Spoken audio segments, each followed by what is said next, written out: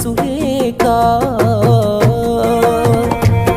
నువ్వు ఊర్వశివని కాదే నిన్ను ప్రేమించింది, నువ్వు దేవతవని కాదే నిన్ను పూజించింది, నువ్వు నింగివని కాదే నేలనేమైంది, నా ప్రాణం అనే కదా నీకు అలుసయ్యింది. రాతలో లేని రాధమ్మ చెప్పలేను